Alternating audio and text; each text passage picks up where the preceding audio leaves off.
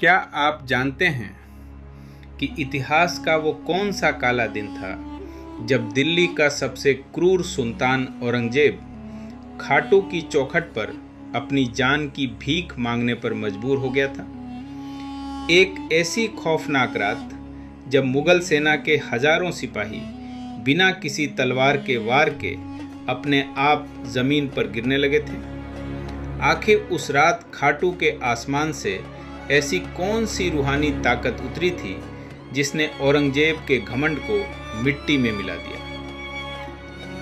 आज के इस वीडियो में हम पर्दा उठाएंगे इतिहास के उस सबसे बड़े और अनसुने रहस्य से जिसे सुनकर आपकी रूह कांप जाएगी। तो चलिए चलते हैं उस दौर में जहां भक्ति और शक्ति का ऐसा संगम हुआ जिसकी मिसाल पूरी दुनिया में कहीं नहीं मिलती।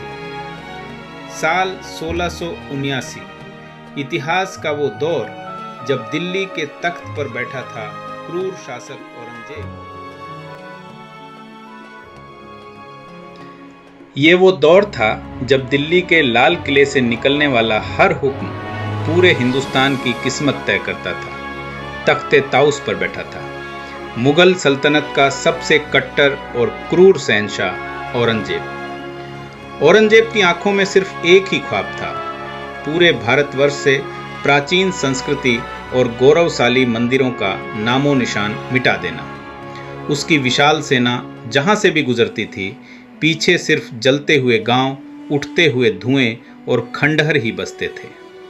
सुल्तान को अपनी ताकत पर इतना गुमान था कि उसे लगता था दुनिया में ऐसी कोई शक्ति नहीं जो मुगलिया परचम को रोक सके। लेकिन नियति अपना खेल खेल रही थी। औरंगजेब के जासूसों ने उसे एक ऐसी खबर दी जिसने सुल्तान के माथे पर गहरी सिकन ला दी। उसे बताया गया कि राजस्थान की तपती रेतीली धरती पर शेखावाटी के आंचल में खाटू नाम का एक ऐसा पवित्र धाम है जहां एक महान योद्धा का शीश पूजा जाता है। लोग उन्हें श्रद्धा से हारे का सहारा कहते हैं। ये सुनकर औरंगजेब का अहंकार 7वें आसमान पर पहुंच गया। उसने अपने भरे दरबार में गरजते हुए कहा, कौन है वो देव जो मेरे खौफ से बड़ा है?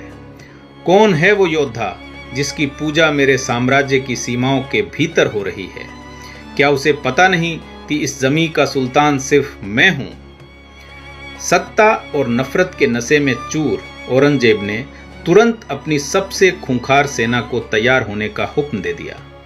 हजारों भारी भरकम घुड़सवार, हजारों पैदल सैनिक और पहाड़ों को हिला देने वाली बड़ी बड़ी तोपें सब की सब खाटू की पावन दिशा में मोड़ दी गईं। जैसे ही सेना चली, जमीन घोड़ों की टापों से थर्राने लगी।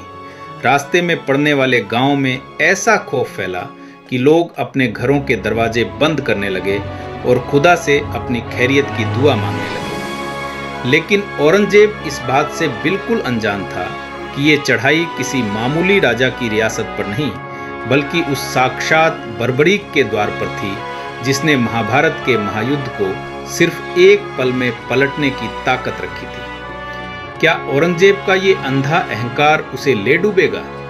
क्या खाटू की ये पावन मिट्टी मुगलों के लहू से लाल होने वाली थी? सस्पेंस तो अभी शुरू हुआ है। जैसे जैसे मुगल फौज खाटू की सीमा के करीब पहुंच रही थी, रेतीली हवाओं में एक अजीब सी भारीपन महसूस होने लगा। औरंगजेब के सबसे वफादार सेनापति, जिन्होंने अपनी जिंदगी में सैकड़ों जंग फतेह की थी, उनके माथे पर भी पहली बार पसीने की बूंदें देखी जा सकती थी। आसमान का रंग धीरे धीरे तांबे जैसा लाल होता जा रहा था। औरंगजेब अपनी शाही पालकी में बैठा नफरत और घमंड से भरी नजरों से दूर मंदिर के उस ऊंचे और भव्य शिखर को देख रहा था। उसे गुमान था कि ये महज कुछ घंटों का खेल है और सूरज ढलने से पहले खाटू का नाम मिट जाएगा।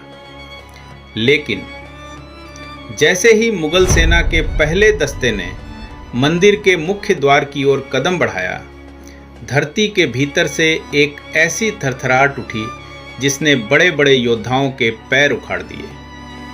अरबी नस्ल के वो निडर घोड़े अचानक अपनी जगह पर पत्थर की तरह जम गए। सैनिकों ने हंटर बरसाए, डंडे मारे, चीख पुकार मचाई, लेकिन वो जानवर 1 इंच भी आगे बढ़ने को तैयार नहीं थे। मानो कोई अदृश्य दीवार खड़ी हो या कुदरत खुद उन्हें आगे जाने से चीख चीख कर मना कर रही हो। औरंगजेब अपनी पालकी से बाहर निकला और दहाड़ते हुए बोला, ये क्या बुज़दिली है? क्या मुगल सल्तनत के जाबाज सिपाही एक मंदिर की चौखट देखकर कांपने लगे?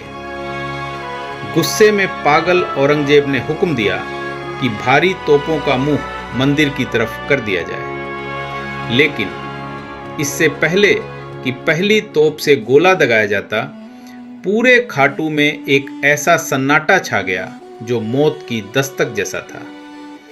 दोपहर की चिंचिलाती धूप अचानक घने और डरावने काले बादलों के पीछे छिप गई और फिर दूर क्षितिज से एक आवाज आई।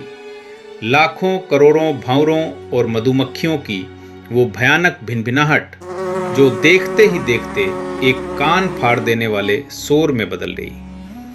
आसमान से मधुमक्खियों का एक ऐसा काला सैलाब उतरा जिसने मुगल सेना को चारों तरफ से जकड़ लिया। वो कोई मामूली कीड़े नहीं थे। उनके डंक लोहे की जिराबख्तर और ढालों को भी चीरकर मांस में घुस रहे थे। हर तरफ सिर्फ लाशों के ढेर और चीखें सुनाई दे रही थीं। बड़े बड़े सूरमा अपनी तलवारें फेंककर अपनी जान बचाने के लिए रेगिस्तान की धूल में इधर उधर भागने लगे। औरंगजेब ने अपनी आंखों से देखा कि उसकी हजारों की अजेय फौज सिर्फ चंद मिनटों में खाटू की धूल में घुटनों पर आ चुकी थी। क्या ये कोई तिलस्म था या उस शीश के दानी की पहली चेतावनी जिसे ललकारने की जुर्रत औरंगजेब ने की थी?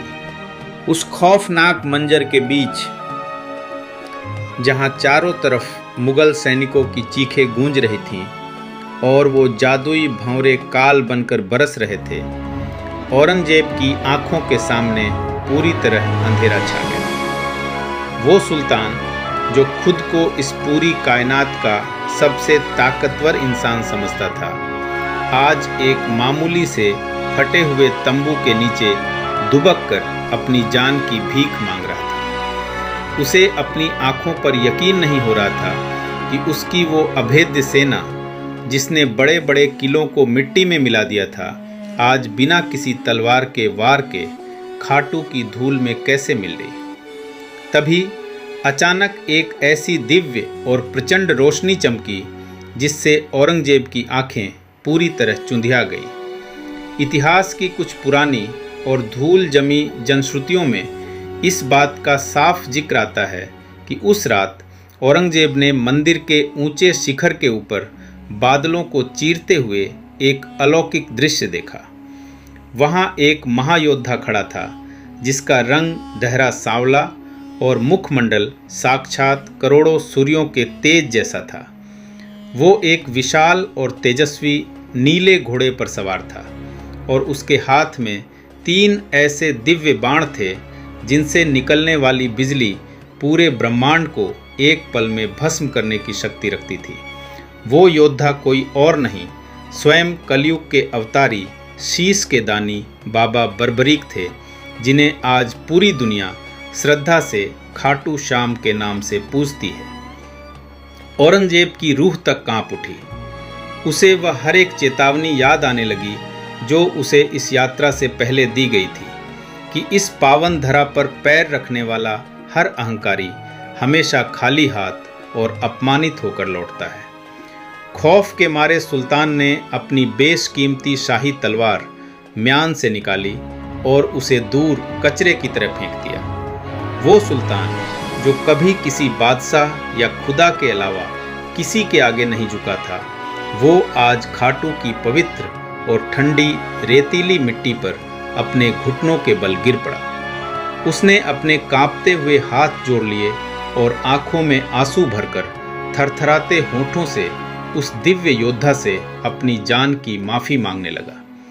कहते हैं कि उसने उस खौफनाक रात को ये कसम खाई कि जब तक उसके शरीर में आखिरी सांस बाकी है वो दोबारा कभी इस पावन धाम की ओर मैली आंख उठाकर नहीं देखेगा। जैसे ही औरंगजेब ने पूरी तरह अपना सर झुकाया, वो जानलेवा भंवरे और वो तूफानी बर्फीली हवाएं पल भर में ऐसे गायब हो गई जैसे कभी थी ही नहीं। आज इस घटना को बीते हुए सदियां हो चुकी हैं। सल्तनतें मिट्टी में मिल गईं, बड़े बड़े राजा महाराजा इतिहास के पन्नों में दफन हो गए, लेकिन खाटू के उस भव्य मंदिर की एक एक ईंट आज भी उस महान और दिव्य विजय की गवाह बनी खड़ी है। खाटू के पुराने बुजुर्ग और सच्चे भक्त आज भी ये मानते हैं कि जब रात के सन्नाटे में मंदिर की संकरी गलियों से सर्द हवा गुजरती है तो आज भी उन घोड़ों की टापों की आवाज़ साफ सुनाई देती है। वो नीला घोड़ा आज भी अपने भक्तों की ढाल बनकर वहाँ अदृश्य रूप में पहरा देता है। दोस्तों, क्या आपने भी कभी अपनी ज़िंदगी में बाबा की उस चमत्कारी और रूहानी शक्ति को महसूस किया है? क्या आपके साथ भी कभी ऐसा हुआ है कि जब दुनिया ने आपका साथ छोड़ दिया तब उस नीले घोड़े वाले ने आकर आपका हाथ थाम लिया? अगर हाँ, तो अपनी वो सच्ची कहानी कमेंट बॉक्स में जय श्री श्याम लिखकर हमारे साथ जरूर साझा करें। बाबा के इस गौरवशाली और प्रेरणादायक इतिहास को दुनिया के हर एक भक्त तक पहुंचाने के लिए इस वीडियो को लाइक करें। हमारे इस बढ़ते हुए श्याम परिवार का हिस्सा बनने के लिए चैनल को सब्सक्राइब करना और बेल आइकन दबाना बिल्कुल ना भूलें। हम जल्द ही मिलेंगे एक और ऐसे ही रहस्यमयी और भक्तिपूर्ण वीडियो के साथ। तब तक के लिए अपना ख्याल रखें और प्रेम से कहें जय श्री श्याम।